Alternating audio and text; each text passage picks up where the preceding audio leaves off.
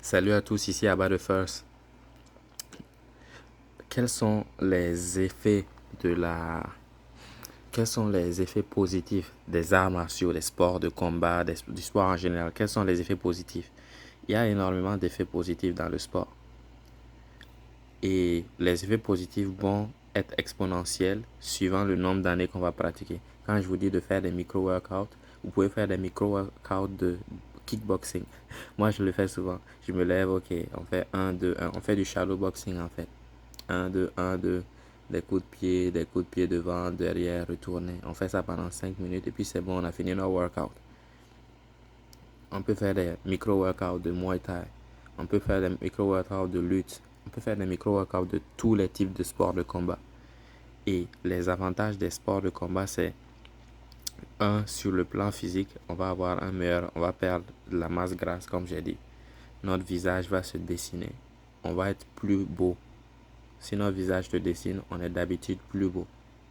Même si on a des malformations sur le visage, lorsqu'on n'a pas beaucoup de graisse, on est plus beau selon les standards de beauté actuels.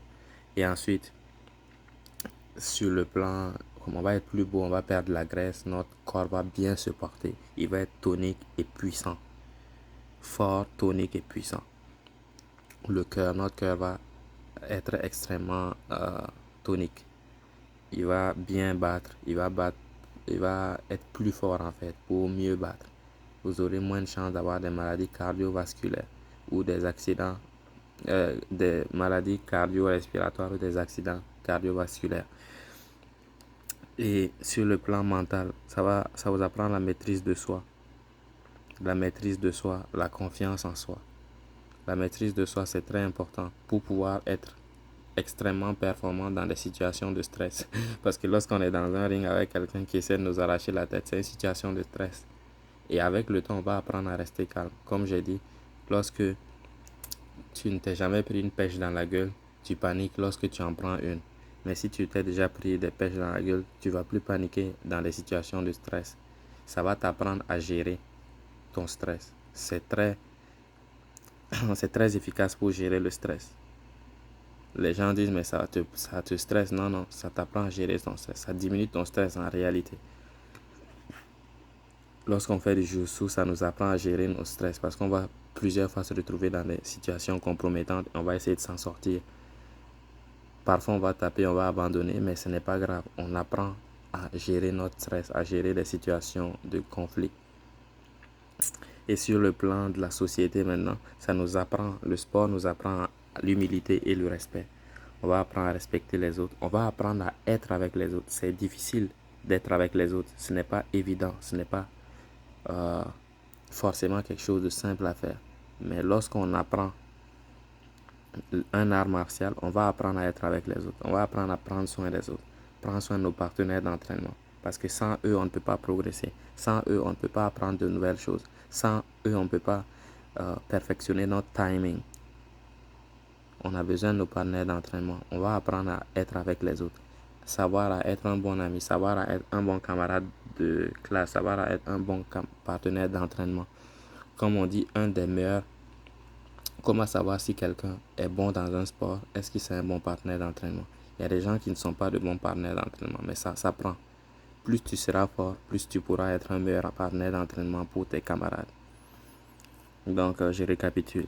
Le sport de combat, ça va nous faire beaucoup de bien. Sur le plan physique d'abord, sur le plan mental, sur le plan émotionnel et sur le plan social. On va développer des aptitudes sociales en faisant des sports de combat. Parce qu'on va rencontrer des gens, on va aller en compétition, on va être dans des situations difficiles. Sur le plan physique, ça va nous permettre de nous forger un physique en acier inoxydable. Sur le plan mental, ça va nous permettre de construire notre résilience. Imagine que tu vas dans un ring et que tu perds tous tes combats. Ça quand même force le respect. Si tu continues à te battre, ça force le respect. Je connais quelqu'un, c'est un combattant amateur, il a fait 13 combats, 13 défaites. Mais il continue à faire la boxe, il continue à s'entraîner, il continue à progresser.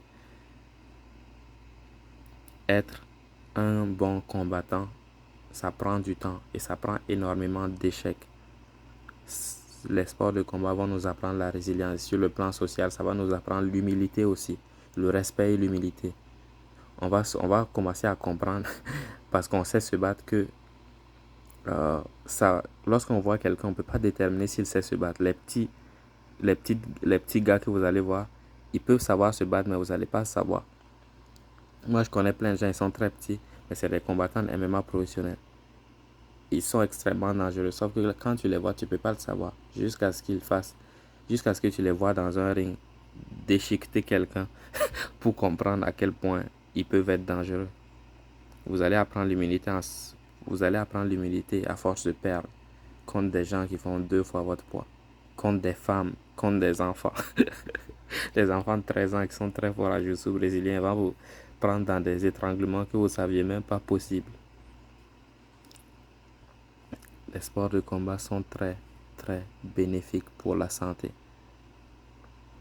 Je vous encourage beaucoup. Je ne vous encourage pas à être forcément des compétiteurs et à vous blesser en allant très fort à l'entraînement. Mais comme on dit dans le sport, ce qui est important, c'est pas à quel point tu es intense, c'est qui sera survivant. Il y a plein de gens qui font de la boxe pendant un temps et qui arrêtent.